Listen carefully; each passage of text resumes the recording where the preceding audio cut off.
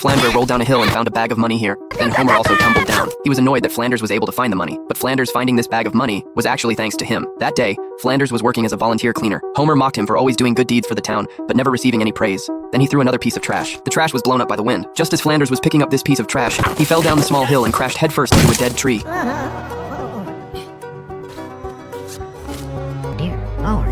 After Flanders got home, he counted the money. The children were arguing about what to buy with this money. Flanders thought of his grandfather. When he was little and saw someone stealing in a convenience store, his grandfather walked over and didn't pull out a gun. Instead, he pulled out some change and gave it to the thief, letting him buy the bread with dignity. So Flanders donated all the money to the orphanage. The director asked Flanders in whose name the donation should be made. Flanders said he had always donated anonymously. The director said a good person like you deserves everyone's praise, and suggested he could donate in the name of someone special. Flanders thought of his grandfather. Ned Flanders, first. The town's media all came to praise Flanders. He felt wonderful. Recently, the Texan has been hunted down because of his debts. The debt collector had just gotten his money back and was about to leave Springfield when the news about Flanders' donation was broadcast on TV. The debt collector heard that the donation amount was exactly the same as the debt he was trying to collect. He decided to stay here and get that money back. His henchman asked Comic Book Guy where Flanders lived. He revealed that Flanders always showed up at the church. After the hitman left, Comic Book Guy called Fat Tony to tell him what had just happened. He questioned what use the protection money he paid was. Fat Tony said he would take care of it. That day, everyone left the church after the service. Flanders realized he had forgotten to take his Bible. He went back to the church and found someone else holding his Bible. The debt collector said the money you found was the only failure in my debt collecting career. Now you need to give that money back to me. He's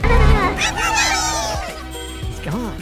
No, I'm not. I started to hide, but I couldn't find any good places. I'll see you later.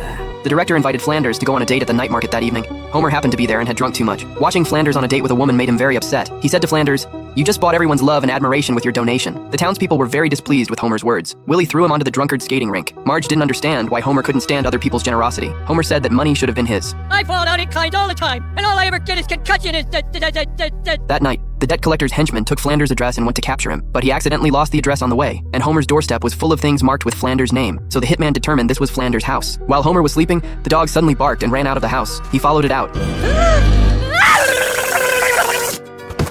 Doggy man face.